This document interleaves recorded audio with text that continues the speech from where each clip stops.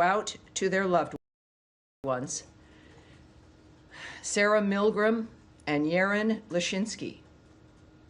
Sarah Milgram and Yaron Lashinsky, may their memory be a blessing. Now, on Capitol Hill this week, Secretary Rubio went before Congress to share how we are implementing President Trump's vision of an American first foreign policy. He made clear that America is back and that securing our borders, making communities safer, and combating criminal cartels are once again key priorities of our foreign policy. He also explained how the fiscal year 2026 budget request for the Department of State will enable the department to deliver on President Trump's foreign policy agenda that makes America safer, stronger, and more prosperous. The budget request in the State Department's reorganization will ensure our ability to respond to the challenges of the 21st century on behalf of the American people. And now finally, ahead of Memorial Day, which I know we're all looking forward to, I want to recognize and honor the Americans who gave their lives to defend our freedom. Their bravery, service, and sacrifice represent the very best of America. The heroes of this country would have preferred long, enjoyable, quiet lives, but instead they answered the call when we needed them the most. Every day that we simply enjoy is due to the sacrifice of the men and women who died on the field. We will never forget those who've given all to defend our country, our way of life, and the American people. God bless all who have served and are serving our nation. And now, ready for your questions. Daphne, yes, ma'am. Following the shooting last night, are U.S. embassies on any sort of special alert or thinking about any change in posture? I can't speak to security measures that are being implemented or being discussed or decided upon. What I did note in my topper is that, in fact, we are working certainly with the D.C. Metropolitan Police and the security of this building, of American diplomats, of diplomats throughout this city, is of paramount importance to the United States of America. We act on that every single day, and certainly we're continuing to do that today and in the days that come as well. And has Secretary Rubio had any conversations with Israeli officials or the Israeli ambassador today? I can't remark on the specifics of any conversations that have been had, but I know that, of course, you've seen his messages, the tweets, and of course we will hear, no doubt, again soon about the nature of what's transpiring. But I can tell you that he is, as all of us are, is heartbroken. We're all affected by this. It is something we deal with, in a sense, of course, every day. This administration, the Secretary's work, the President's work, and often I don't know how they do it. I have maybe 40, 45 minutes with you guys twice a week, and these are issues that are existential all the time. And I know that, again, my work is made easier because I know the people running this country care about life and about the condition of our lives. And so that's the most I can say, separate from certainly specifics of who they're speaking with. All right. Yes, Andrea Mitchell. Hi, thank you very much. A couple of questions about South Africa and also Sudan, if you don't mind. In South Africa, the State Department is empowered legally with deciding when a genocide exists. Has there been an investigation that supports any such contention? Because there is no credible evidence from any authority on the ground there, in their government, in NGOs, or elsewhere that we can find to support an allegation of genocide, that white farmers are at all as disadvantaged as the crime wave there, that is a problem against blacks in much greater numbers, and proportionally even in greater numbers than whites. The fact checkers have shown that the white crosses were put up as a protest against the criminal movement and against the death of the farmers. The crosses and the burial were all part of a protest against the criminality, not as described. So what information was given to the White House, if any, by the State Department, by the experts in the field, to support what was described as an ambush widely around the world of a South African visitor who had a celebrated background as a leader of a biracial government and someone who was jailed with Mandela and who has been one of the civic leaders of a new South Africa, as troubled as their history has been and as troubled as their current situation is. Well, I would say that, as we all knew, of course, the president has been very vocal about his concern about the violence, the nature of what's been transpiring in South Africa. The president did not come to the United States of America unaware of the position and the posture of the president and of the Secretary of State and of his administration. So I would argue against very much that there was some kind of an ambush.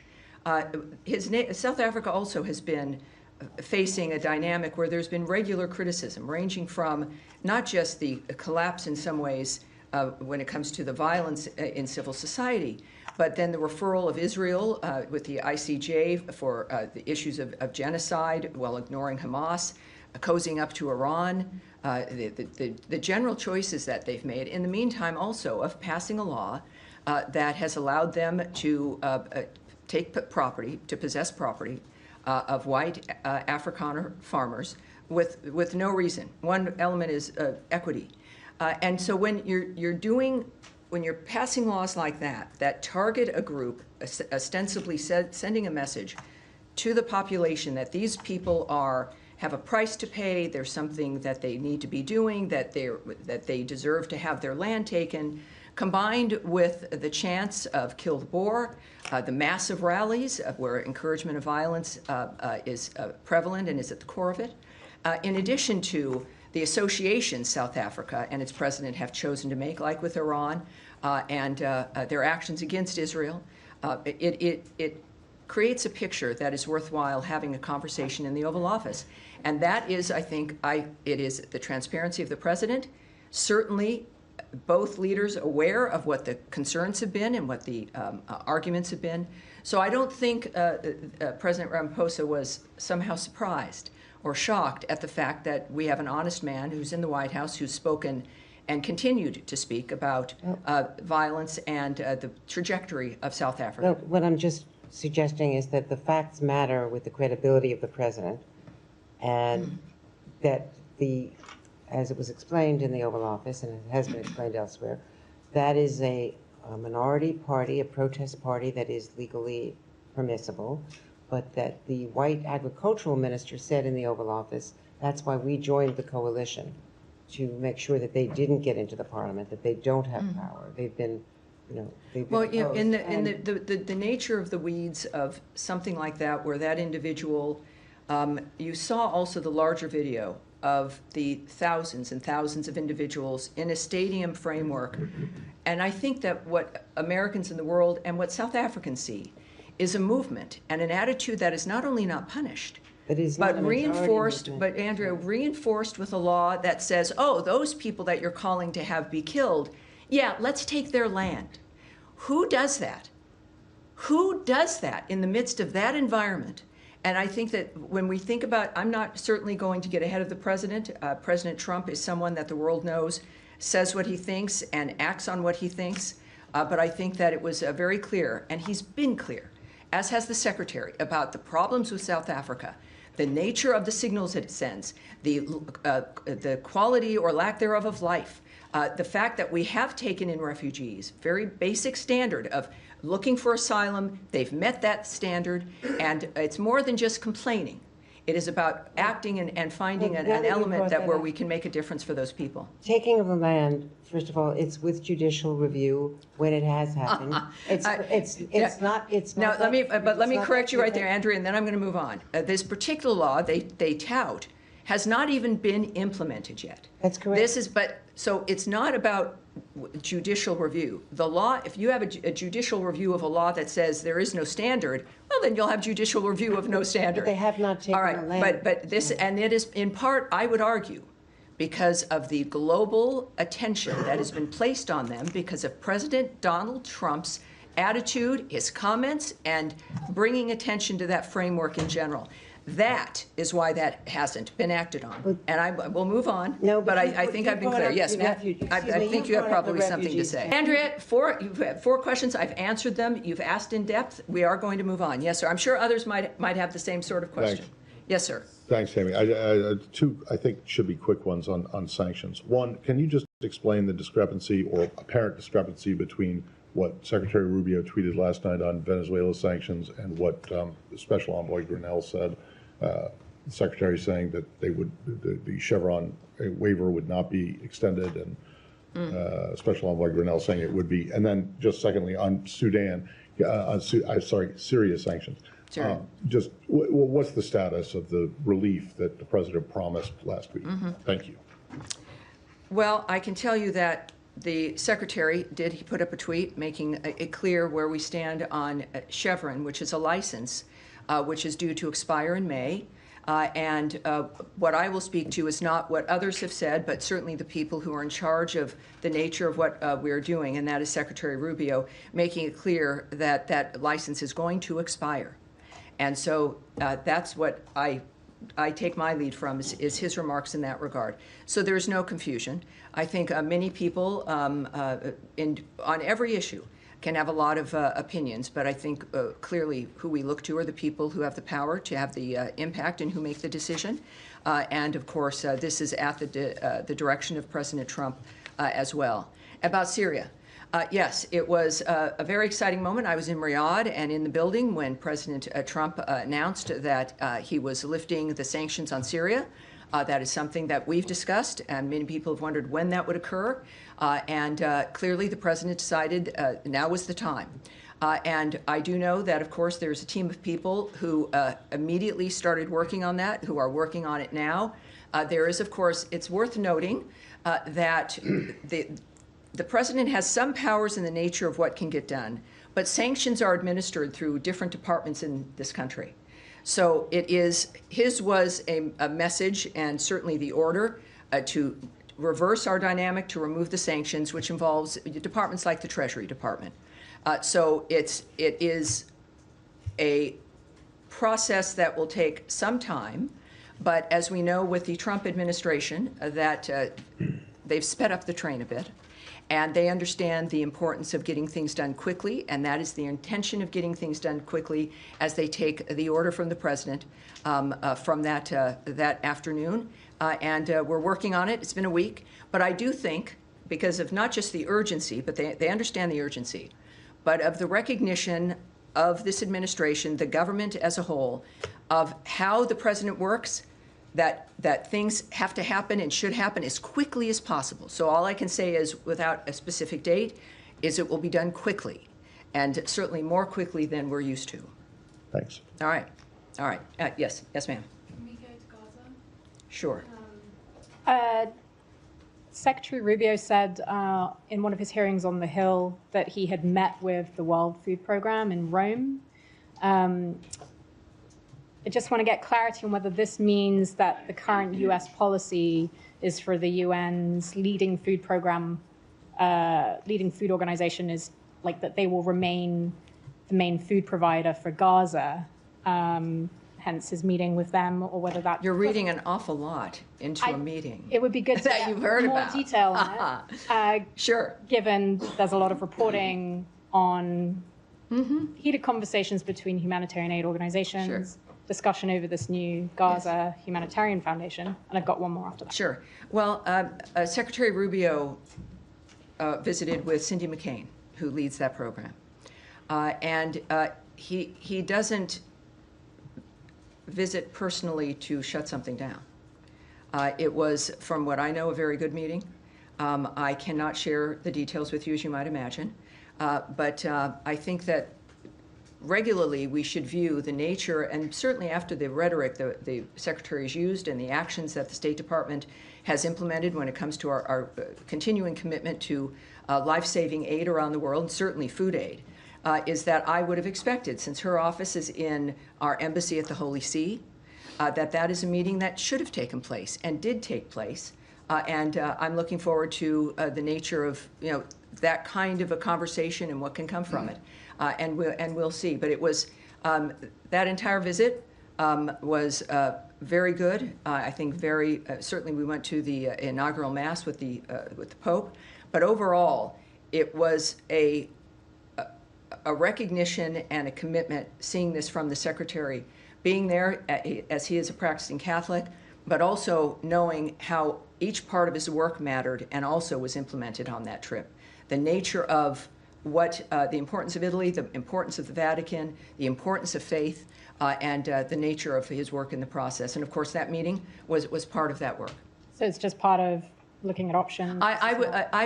I'm not going to speculate or guess. I'm a little psychic, but not enough for that to answer that specifically. A little psychic, you know. So what can you? Well, nothing you want to know.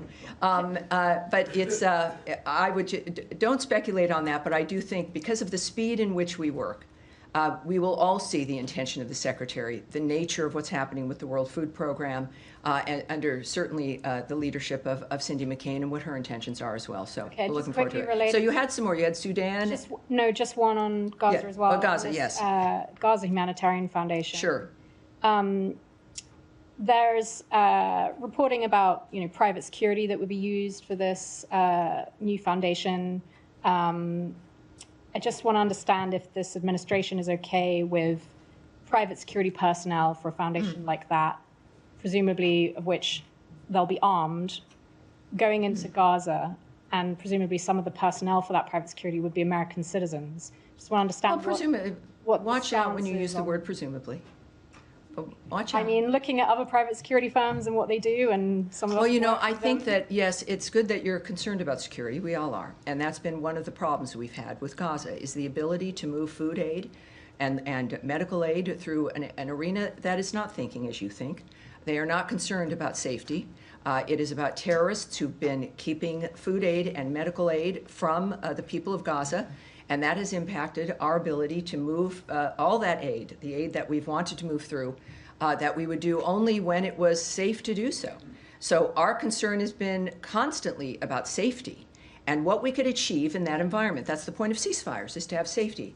So I would, with that being a standard, that we will support having things move in if it can be safe, that having a security service is important. I think we all would agree. I won't get into the details of how it's being managed, but because that's the Gaza Humanitarian Foundation, which is private and operates on its own.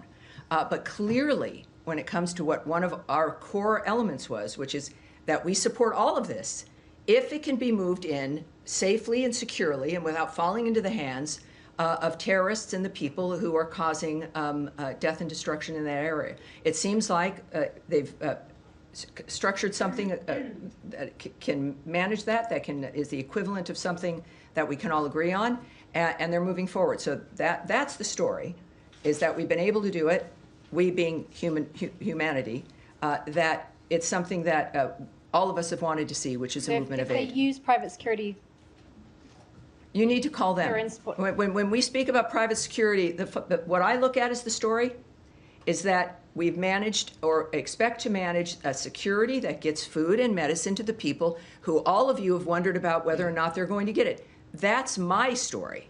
And that's the story of humanity and the people of the Gaza Strip. Yes, sir. On Iran, Mr. Witkoff is meeting with Mr. Arakchi tomorrow in Rome. Both sides have been stressing on respective positions in the past few days regarding enrichment. Do you see a chance to have a path forward towards compromise or not? And if I may, a second question. Can I answer that one so that we can, and then I won't lose you, don't worry. Thank you. It's like we're on a slide, you're hanging on. Yes, what I can say is that we've made it clear on every project we're working on, certainly including Russia and Ukraine, that our involvement is really because we feel we can make a difference, and that's why we do it. This additional meeting, certainly the fifth round of the nuclear talks, would not be happening if we didn't think that there was potential for it. And so I would say that clearly we believe that we are going to succeed. We've also been very clear on some basic things, like they're not going to have a nuclear weapon. They've been very clear, most of our leaders have been, who've spoken on it, that this is about no enrichment, and the Iranians are at that table. So they also understand what our position is, and they continue to go. So we feel something's good enough for us to continue this work. Second Yes, sir. question. Secretary Rubio this week at the Senate Foreign Relations Committee said that the past four meetings have been focused on enrichment only. So other issues like the Iran's support for the proxies, which is like a concern for the regional countries, are those issues going to be discussed later on, or are they going to be part of another round of discussions? Well, I'm not, again, part of the negotiating team, won't discuss what might be the plan. But just like an issue of needing a ceasefire before you discuss what the land is going to look like and what the nations are going to be doing after the fact, there's points that you have to get to before you discuss elements that might not even be a factor if you can't get to the bright line that allows us to move forward. And that bright line has been enrichment, certainly not getting a nuclear bomb, and those things have to be addressed. I say this because that's what I've seen them do, and being very specific, which is fabulous because nobody's guessing at what the goal is.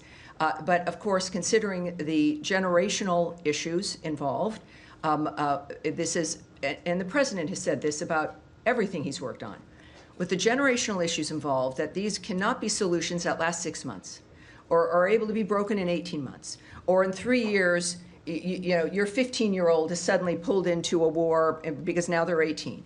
That these have got to be enduring, fundamentally changing arrangements that only Donald Trump can bring because of the nature of his attitude, his vision, and because of the support of the American people understanding that this was a factor. So I would say, well, I'm not going to go on from that. I think that'll be it. Yes, but yes, go ahead. Hi there. The U.S. sent some migrants to Djibouti, and I'm wondering, are you in negotiations with Djibouti to accept these people, or are you still trying to get them to South Sudan, who say they won't take third country nationals? What's the State Department's role in this? Well, we know that, of course, the Secretary has been very open about the fact that we are negotiating with a number of countries to facilitate the deportation of people who are here in this country illegally. I can say also, as the Secretary has noted, that we remain unwavering in our commitment to end illegal and mass migration and bolster America's border security. I won't discuss the diplomatic conversations, which clearly is part of this framework, with specific countries here. I would also point you to Caroline Leavitt's remarks the hour before my briefing here, where she noted a court order required the flight to go to Djibouti, and I know the White House has more details on the framework involving that. So we're currently just in the sense of handling this in an immigration posture. Certainly it is a reflection of our continued attitude and position, and I don't think that this situation is certainly in the courts, which I can't remark on, but we're familiar with having to make our arguments in a variety of arenas, and this is one of those times. And but I know Caroline had more specifics. In South Sudan, there was a dispute before with them for not taking somebody, and you guys stopped issuing visas. Has that been resolved? Yeah, the visa situation remains the same. Yes, we reacted in that regard because they had confirmed that this one particular person was a citizen, prepared to take him back, and then that did not happen at the last moment. And so our response was, when you're having a diplomatic negotiation with a country, you're going to respond to certain situations. We can say that in the midst of that, in the aftermath, our posture on visas and all of that has not changed, and we've noted, of course, regularly that we monitor their behavior, their attitudes, which of course continues to matter to us. But we also are currently accepting certain diplomatic and official visa applications, and if eligibility is determined in that regard, and we do that, as always, on a case-by-case basis. So at this point, I have nothing more to report on that, except that it is still in place. Yes? Can I just ask a quick follow-up on Iran? Two Iranian sources told my colleague Fred Pleiken, who's currently in Tehran, that they are concerned about the sincerity of the United States heading into this next round of nuclear talks, and they think Trump is steering the conversation towards deadlock. Obviously, the administration has said that they want an Iran nuclear deal, but is there anything you can shed light on in terms of the dialogue between the two sides that might be causing unnamed Iranian sources to tell us this? Unnamed Iranian sources? No, it's not. That doesn't interest me. It's gossip at that rate. Certainly when we have, and we've said repeatedly, to not discuss this in the media because it makes things harder. Everybody has an interest in all of our negotiations doing well. Some people don't have an interest in that. And that's where you get unnamed sources from, I don't know if there's an Iranian National Enquirer, maybe there is, but that's not something that I'm going to take seriously. What is the story and what matters is that everyone is at the table in Rome.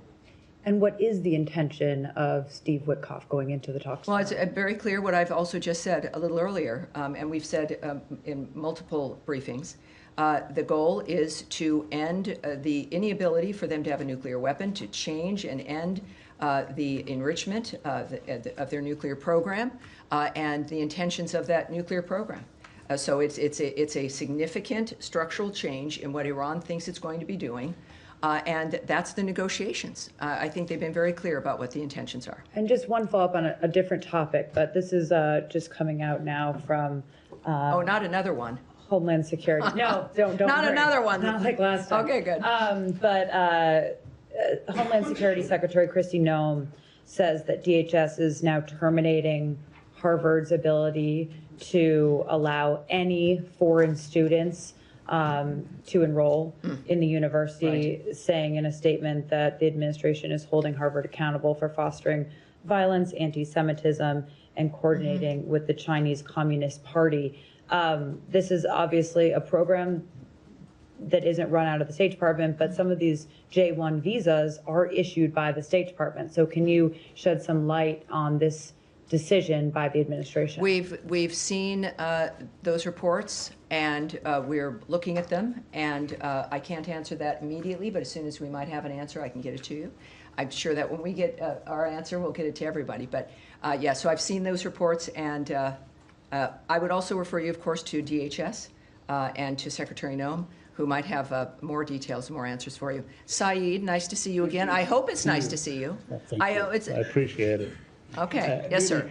Two quick follow-ups. One on Andrea. Yes. On South Africa, and then one on Gaza. Sure. On South Africa, you said that the president was also influenced by what South Africa has done in terms of referring, its role. Well, I said we all have been. We all have been. Yes. Yeah. Well, its role with the ICC. Yes. Just to clarify that. So he was, because South Africa referred Israel to the ICC? Well, I did not say for a specific event that influenced him. I don't speak, President Trump is a very clear man. No one has to wonder his position. But I think for all of us who've been looking at the condition of South Africa, it's never just one thing, is it? It's a number of things. I'll finish. I know you might not be liking my answer, but I'll finish. Saeed, it is a series of things that point to the intention of an administration or of a regime, and it is usually consistent.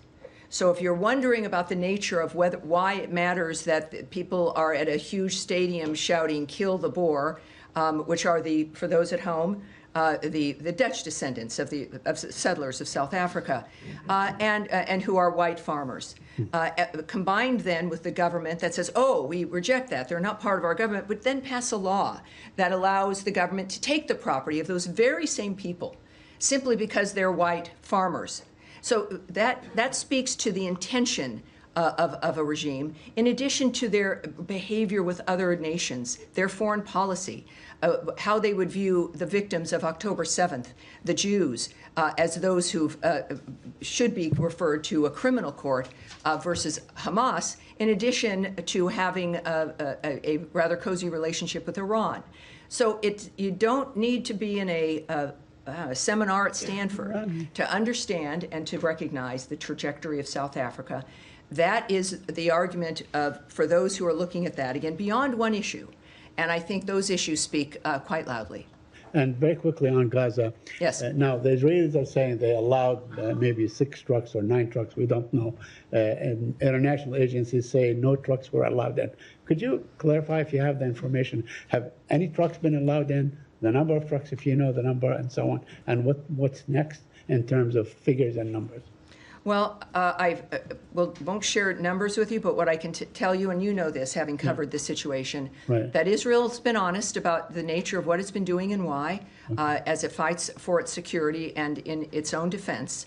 There's, if you're getting a report from Israel about the nature of what has moved into the region, I would suggest that you should take that report seriously. I think that everyone knows that the eyes of the world are on that region, and at the same time, the story is, what I would argue, is, as opposed to the numbers, is the fact that aid is moving in to Gaza. And it's interesting to me, Saeed, that is something that I've talked with you, and we've even had some sort of fights about. And that isn't something that has been recognized, but I'll do that recognizing, and that's what the real story is. Yes, sir, in the back. Yeah, thank you, Tammy. A Kurdish delegation led by KRG Prime Minister Masoud Barzani is in town. They have signed 2 energy deals with the U.S. companies valued at $110 billion US. These 2 deals have been rejected by the Iraqi government. I'm wondering if you have any comments and reaction to that, and do you have anything to share with us about his scheduled meeting with Secretary Rubio tomorrow?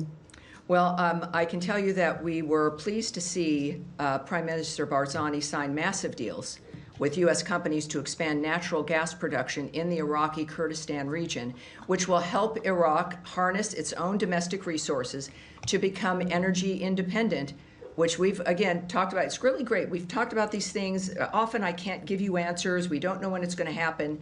And then to be able to report to you that it has happened.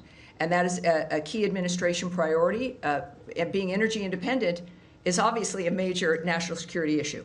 So these deals, I think it's like over $100 billion. And yes, and that's what we've all been working for. So we support these deals, and we have encouraged Baghdad and Erbil to work together to get gas production to commence as soon as possible. At the same time, we have, of course, the declaration that these are null and void, right? Yeah. Now, this is the kind of shenanigans that can be a problem.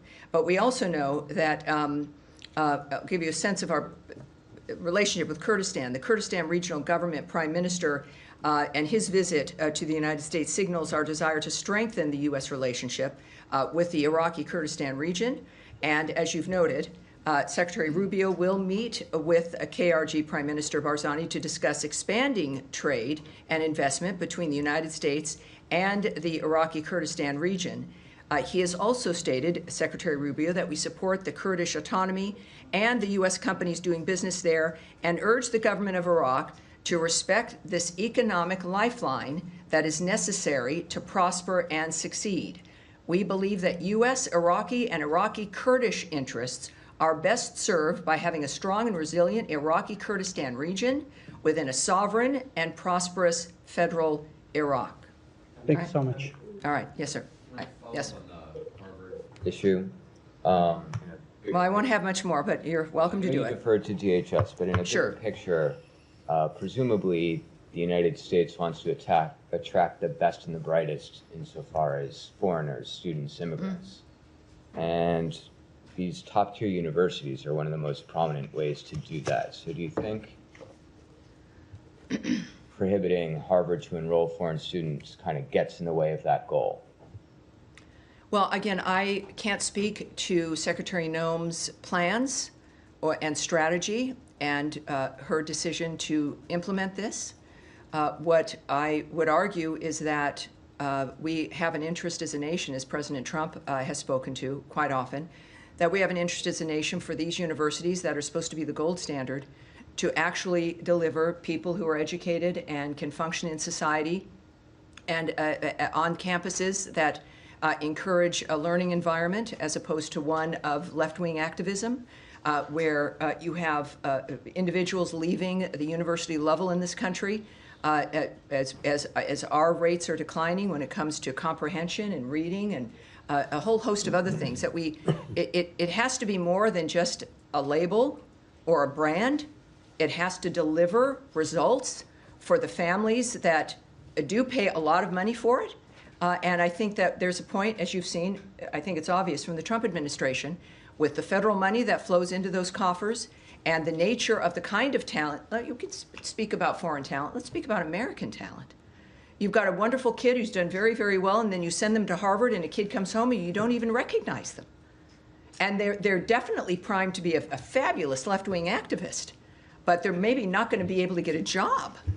And so, this is a recognition and movement that universities around this country are recognizing that American families have standards. We spend money so our children can be educated in the normal function of life.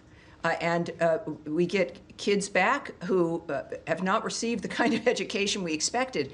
COVID highlighted this for many of us, but I think that this opens up a conversation, as it should, between the federal government and the universities that we rely on and have been proud of, that we deserve to be proud of them again. And if we're going to speak about who we rely on for the best and the brightest, there's plenty of American kids who also deserve to be taken seriously. And I believe that we can handle all of them properly. Yes, sir. Thanks very much. My question is on U.S.-India relations. Secretary of State Marco Rubio and President Trump both are very famous in India. As far as the U.S. policies are concerned, most Indians agree with. I hear you're pretty famous in India. Yes, I am. All right, keep My going. question is, Madam, Yes, sir. As far as terrorism against India, recently in the state of Kashmir is concerned, innocent Indians tourists were Yes. massacred. Oh, yes, there. we all know that. Yes, ma'am. My question is that as far as talking with Pakistan is concerned, India's Prime Minister, Mr. Narendra Modi, and also Foreign Minister, Mr. Jaishankar, we both met with the Secretary Yes. Rubio and President. What they are saying is that as long as terrorism is continue against India, what they said by Pakistan supporters inside, that they have training centers inside Pakistan. Well, here's what I can say, Talks, and this is, and I understand your point, and what has been a generational concern about violence and terrorism in that region, certainly with the troubles between India and Pakistan, is that there is a ceasefire. Obviously, we know that we're very close to a full-scale war erupting. And what's very exciting and heartening is that America's involvement and assistance made a difference in that stopping, and a ceasefire that has continued. But of course, within that, one expects, as the world noticed again, that has not been resolved, that the potential of having these long-term problems resolved has returned, and it is an opportunity. And the good news is that unlike some other regions, there's been a commitment to a ceasefire that makes. Oh, is that my alarm? I said, thank you. I should ask you to put on your alarms. It's like, oh, Tammy's done. All right, we're gonna have. We're good. All right, we'll have one more in the green jacket in the back. Yes, ma'am. Thank you, Tammy. Make sure her mic is on, just as she's in the back here. The sound here is. Two quick questions. Do you have any update on the peace deal agreement between Rwanda and the Democratic Republic of Congo, when we will see this peace deal signed? And also, can you tell us if both President Ramaphosa of South Africa and President Trump finally managed to overcome the difference, and we will see United States and South Africa working together? Well, I'll answer that one first. I think the meeting with the South African president in the Oval Office speaks to President Trump's generosity. And the fact that any leader feels comfortable going to meet him, even with difficult conversations, and sometimes the problems that happen between two nations with different attitudes. So the fact that it's President Trump means, of course, there's always hope. It means, of course, there'll always be something for the future. And speaking of the DRC and Rwanda, another very good example of something that has been a generational issue, that we are, again, it's a long process, But they are taking the steps that we've asked of them to take, and that's also very promising. We can look for an update when it comes to what the new dates are and what else is expected. But what I can tell you is that that continues. Another great change and dynamic. Sometimes, though, people forget and don't continue to ask, and I appreciate that you did, because there isn't any drama, because that things are changing for the better. So it causes less news, right? There's less interest. But it's worth following up as we watch these particular issues resolve, as, of course, the news is taken up by other issues.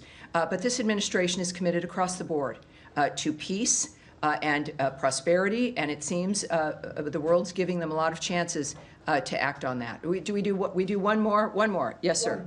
My Italian friend right there. Two more. Yeah, thank you. Yeah, indeed, one is on about Italy. Actually, the Vatican. So I was there. Beautiful place. Beautiful place. Very moving. And there was also some conversation with Parolin, which is the Vatican Secretary of State. So, are we seeing those conversations because we also have an American Pope that can actually better deal with our president? And how close are we to actually the negotiation at the Vatican? And then I have a second question on Russia. Yes, obviously the condition of the world existed before our new Pope Leo. I'm not a Catholic, but I'm very moved by the nature of that faith, and it was just a beautiful experience to be there. But I can tell you that, of course, the plans and the conversations with the Pope himself and certainly other leaders there was important. It always would be. If you're going to be in Italy for any reason and you're the leader of the free world, the Secretary of State of the free world, you want to meet with these people. This is why they're in their positions, is for that reason. So I think that's it's not because Pope Leo is an American. However, it's pretty terrific, and it's a reminder that your commitment and your faith and it can lead you anywhere. And so we, of course, pray for him success as he moves forward with his duties. And the rest of your question was? I have a question about Russia. I mean, not about Russia. I'm so sorry. Good. About the different approach they were seeing from this administration when it comes to diplomacy. We saw with yesterday with the South African, and then with Zelensky. Well, and I think you're seeing. I would go as this will be the last answer here. Is that we're seeing different envoys, different styles, ambassadors, the Secretary of State, the President on the phone, because you have to do that when you're not simply setting up meetings every 3, 4, or 6 weeks. That you're having meetings to make specific steps and have specific progress and deadlines because you're a business person and you know what's possible, or you know humanity and you know it's possible. When he says we need to have new ideas for Gaza, as an example, he really means that for everything, for how we conduct diplomacy. The Secretary, of course, is on board with that. It's natural for him. Traditional diplomacy, going, talking, getting deliverables, making sure the relationship is active and alive.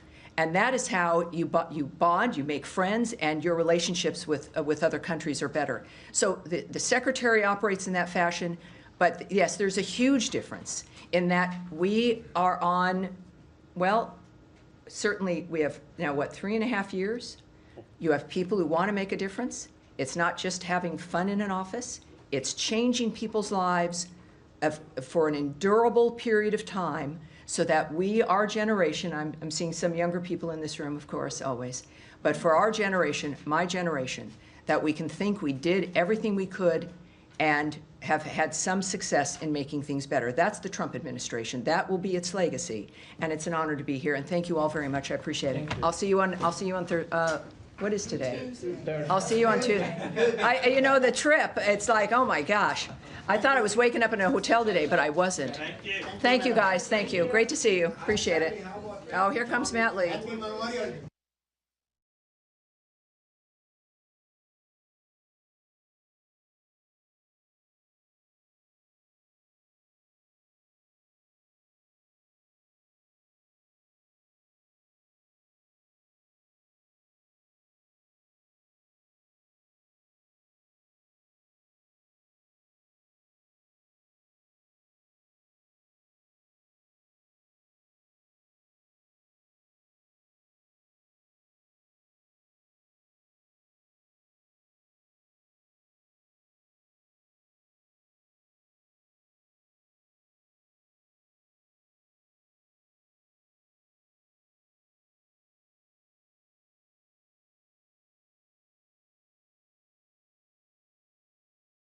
Lashinsky. Sarah Milgram and Yaron Lashinsky. May their memory be a blessing. Now, on Capitol Hill this week, Secretary Rubio went before Congress to share how we are implementing President Trump's vision of an American first foreign policy. He made clear that America is back and that securing our borders, making communities safer, and combating criminal cartels are once again key priorities of our foreign policy. He also explained how the fiscal year 2026 budget request for the Department of State will enable the department to deliver on President Trump's foreign policy agenda that makes America safer, stronger, and more prosperous. The budget request in the State Department's reorganization will ensure our ability to respond to the challenges of the 21st century on behalf of the American people. And now finally, ahead of Memorial Day, which I know we're all looking forward to, I want to recognize and honor the Americans who gave their lives to defend our freedom. Their bravery, service, and sacrifice represent the very best of America. The heroes of this country would have preferred long, enjoyable, quiet lives, but instead they answered the call when we needed them the most. Every day that we simply enjoy is due to the sacrifice of the men and women who died on the field. We will never forget those who've given all to defend our country, our way of life, and the American people. God bless all who have served and are serving our nation. And now, ready for your questions? Daphne, yes, ma'am. Following the shooting last night, are U.S. embassies on any sort of special alert or thinking about any change in posture? I can't speak to security measures that are being implemented or being discussed or decided upon. What I did note in my topper is that, in fact, we are working certainly with the D.C. Metropolitan Police and the security of this building, of American diplomats, of diplomats throughout this city is of paramount importance to the United States of America. We act on that every single day, and certainly we're continuing to do that today and in the days that come as well. And has Secretary Rubio had any conversations with Israeli officials or the Israeli ambassador today? I can't remark on the specifics of any conversations that have been had, but I know that, of course, you've seen his messages, the tweets, and of course, we will hear, no doubt, again soon about the nature of what's transpiring. But I can tell you that he is, as all of us are, is heartbroken. We're all affected by this. It is something we deal with, in a sense, of course, every day. This administration, the secretary's work, the president's work, and often I don't know how they do it. I have maybe 40, 45 minutes with you guys twice a week, and these are issues that are existential all the time. And I know